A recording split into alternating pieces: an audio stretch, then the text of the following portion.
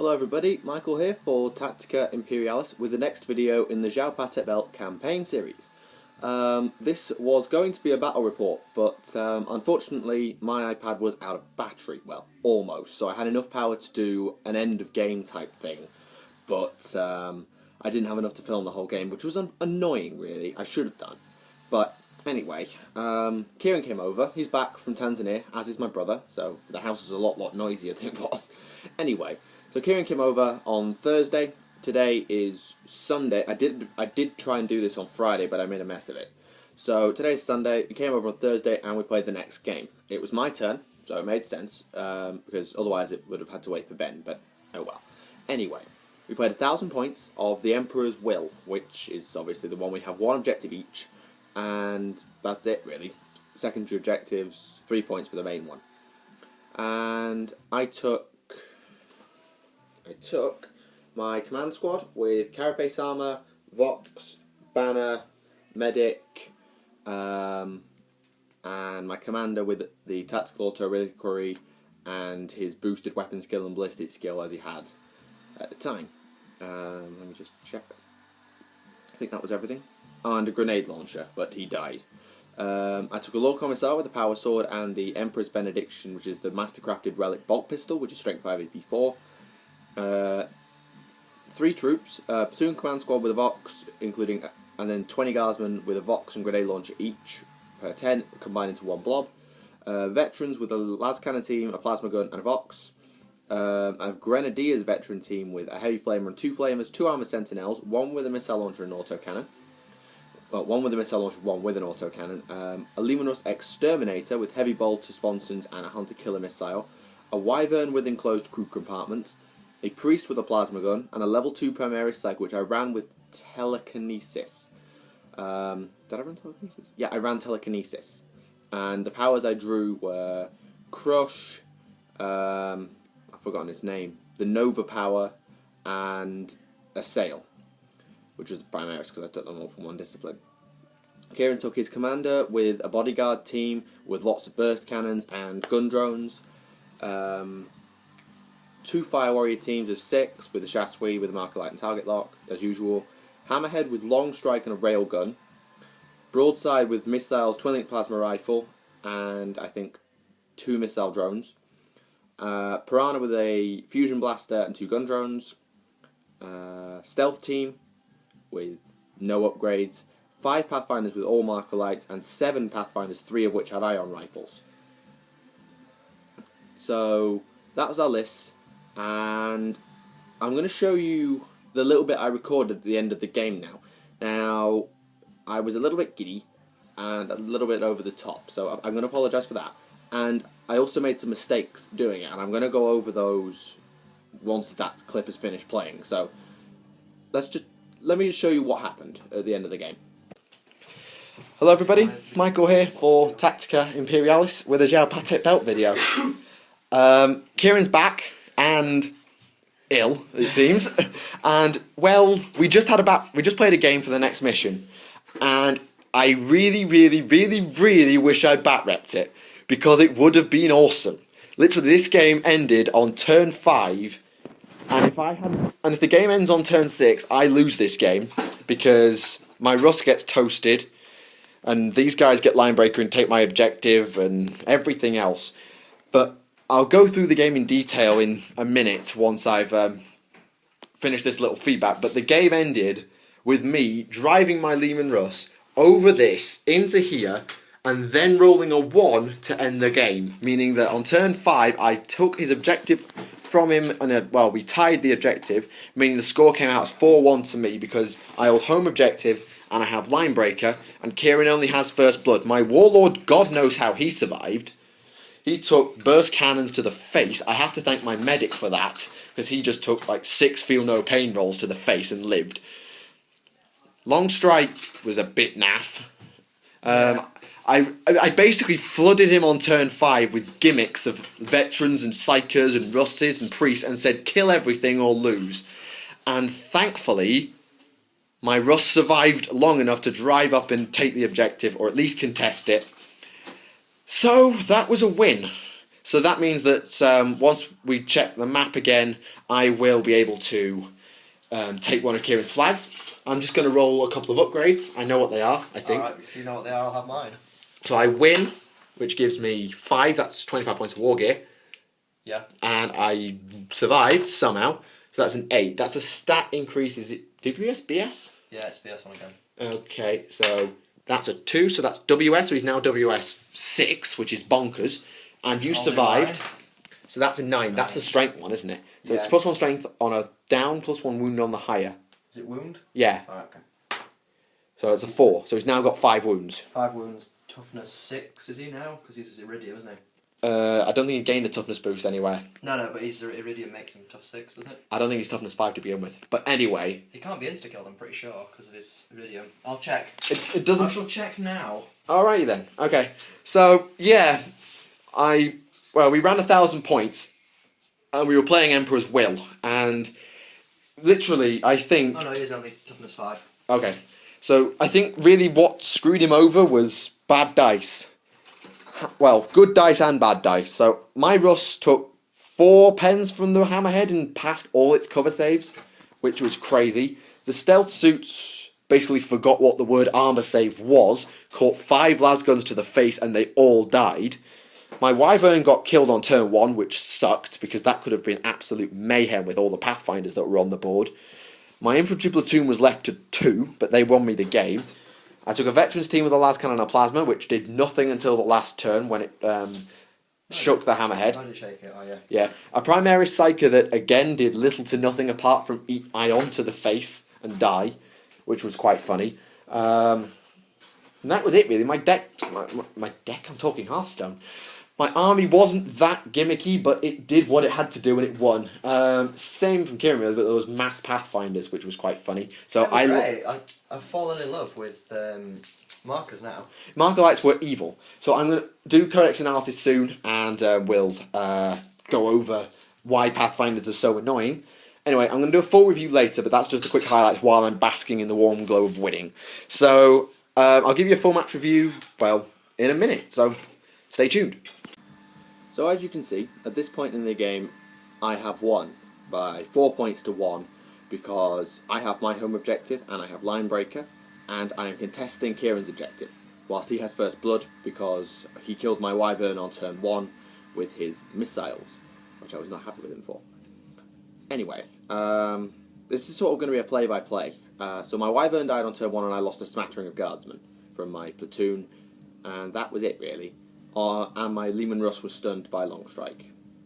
My turn 1, I made a squad of Fire Warriors run off the board with lots of lasguns, which was quite fortunate, and I destroyed his Piranha with my Sentinels, but not before it could release its gun drones. I also then parked my Sentinels in such a way that Long Strike would not draw a good LOS to my currently stunned Leman Russ, which was rather ineffective. I think it may have killed a Fire Warrior with snap-firing, twin-linked autocannon, 4 shots. Turn 2, I lost both my Sentinels to the gun drones. Long Strike could see my Russ, but I had a very good cover save, so I made that. I lost more Guardsmen, and that was about it, really. My turn 2, I burned his gun drones with my Flamer teams. My last cannon on my veteran team missed again. My Leman Russ started to drive up, again hiding behind the Sentinels and the other cover that was available. The stealth suits ate las shots and died on turn 2 to absolutely dreadful armor saves. I think he made about 6 saves and failed 3 of them. It was diabolical how bad those saves were. So I got very fortunate in killing the stealth team, which were just about to finish off my platoon. I was sure of it. As it was, my platoon were then able to run onto my home objective, which was hidden behind the Wyvern to claim a cover save. Well, it was sort of... You saw it in the clip. My Wyvern was parked diagonally with the objective there, behind it, but you could still draw a diagonal line of sight, which if he'd had some munition rounds, I was doomed. Thankfully, he hadn't paid for them. I also began to advance my line generally. My Primaris Psyker killed a couple Fire Warriors, and I believe I drove that squad off with my Russ as well, which was handy.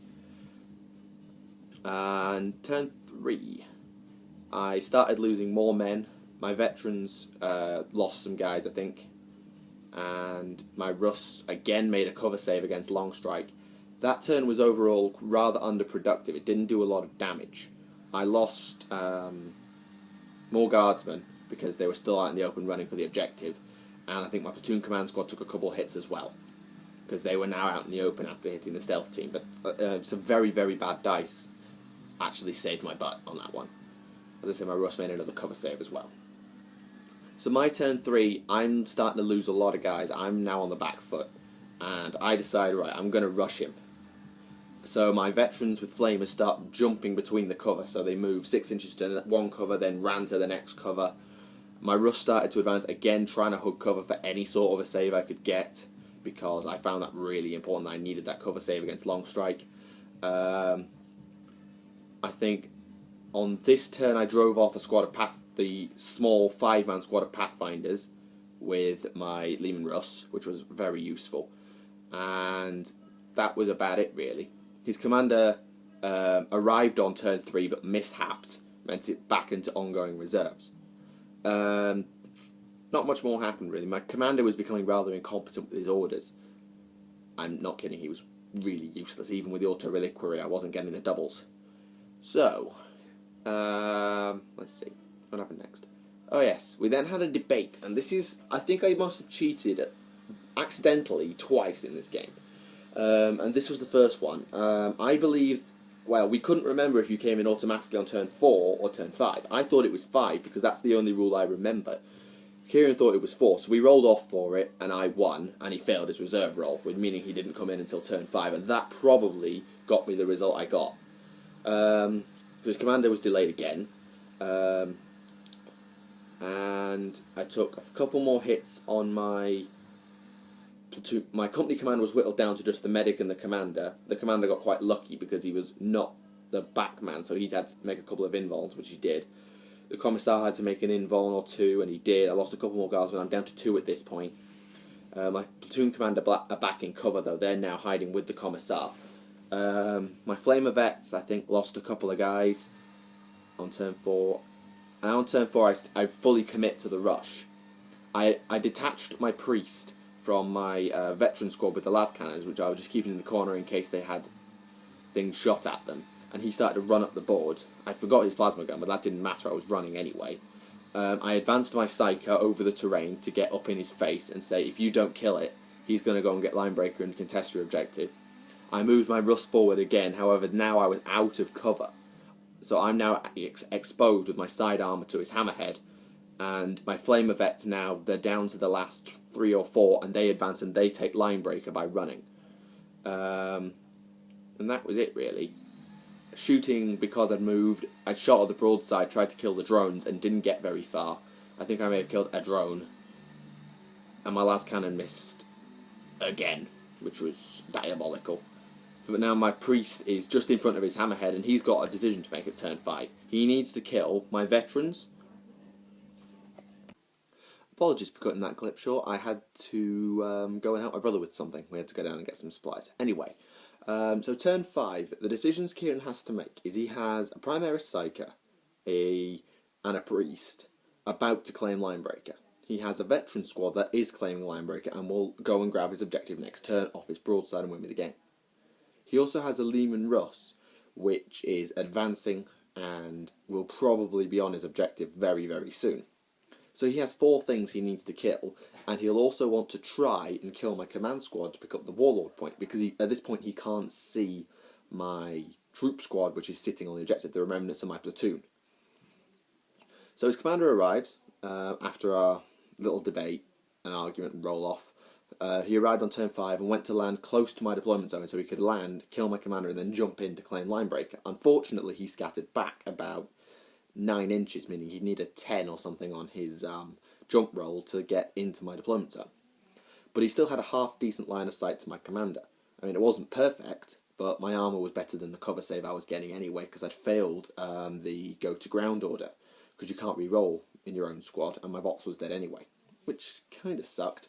So I was without a +2 cover save, which could have really saved me. I could have had like a 3+ cover save on my commander, but I didn't, so that's how that went.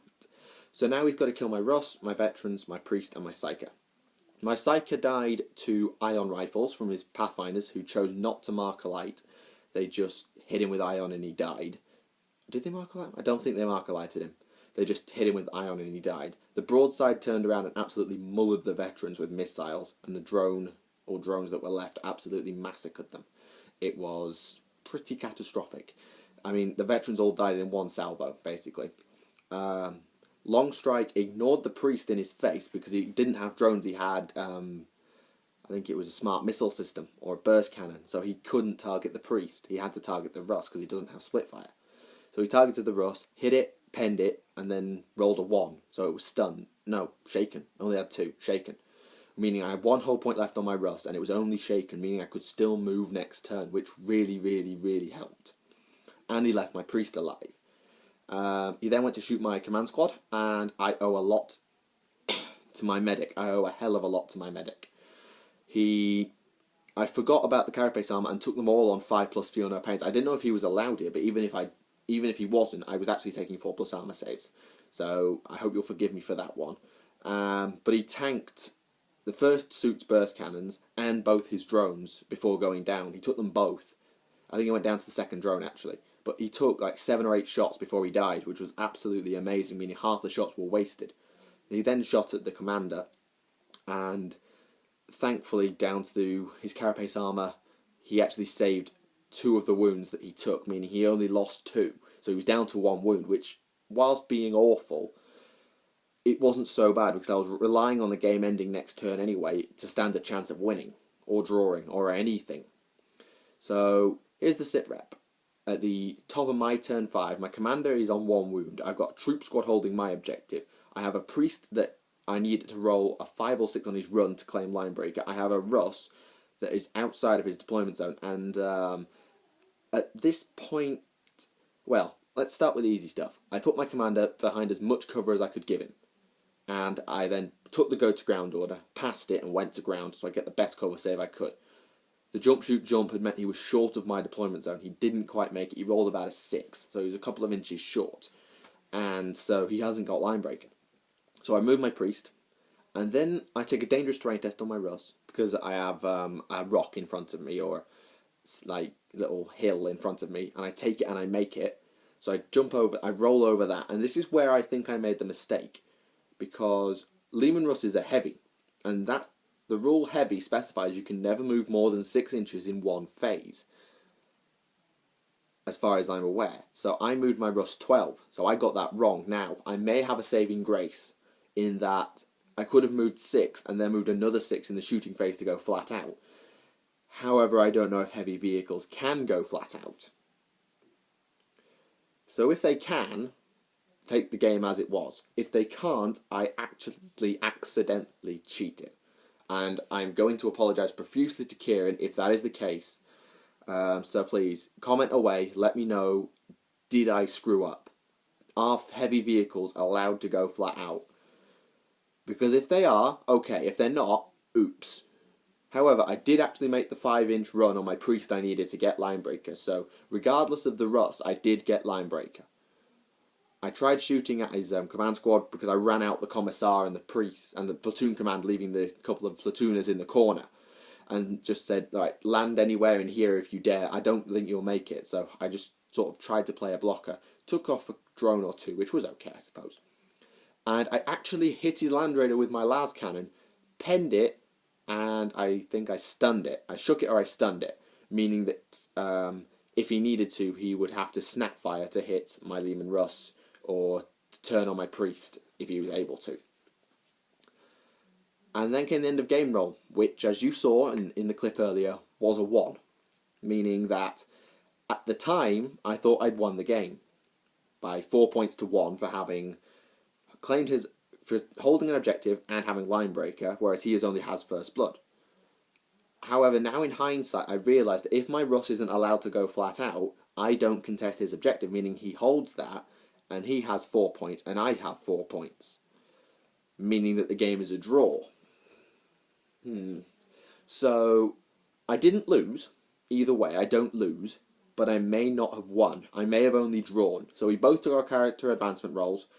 He rolled up an extra wound, and I rolled up an extra weapon skill, which you saw. So I'm now weapon skill 6. Now, If I have one, I took a second roll, which gives me 25 points of war gear, which I'm thinking I'm going to spend on either the Blade of Conquest or camo gear, melter bombs, and all the little things, and possibly a power weapon. Because the Blade of Conquest is a mastercrafted +1 strength power weapon, but I could still buy a power weapon and melter bombs to give me another threat. Because at weapon skill 6, it's about time I bought something that would give him a chance in melee. However, I may not get that roll, because if I drew, I don't get the second roll for winning. Yeah, so I'm not sure what the situation is, and that's what I need you guys to do. I need somebody, please, or anybody, to go in the comments and tell me, are heavy vehicles allowed to go flat out? I would do it myself, but Luke has the 7th ed rulebook, and I haven't seen him since school ended, which was 5 weeks ago, unfortunately. So I haven't seen him since then. I haven't seen his book since then, so I don't know. Are heavy vehicles allowed to go flat out? That's the question I leave you with, and that's what I wish to know. So that will then affect the map for the campaign, and we will, of course, have to resolve things afterwards when it comes to the next turn. I will let you know what the situation is when we get to the next game, which will be Ben's. I may have to do another after-action report because I'm not there, or they will do one, or we'll do a full back rep. I'm not sure yet. Anyway, thank you for watching this video. If you're still here, please go in the comments below. Let me know about the Rust thing, or just your comments on the game in general. I wish I'd recorded it for you because it was absolutely amazing at the end. But I didn't, I'm sorry. So leave a like if you enjoyed the video, and I hope you are enjoying the campaign. Let me know in the comments who you think is going to win the campaign, based on our lists, how we're playing, what we're using. Just let us know what you think. We'd love to hear from you guys with your opinions on this campaign. Maybe it'll inspire us to do more if we get some nice feedback. Actually, I think we'll do one anyway. Anyway, thank you for watching if you're still here. My name is Michael, and I will see you again.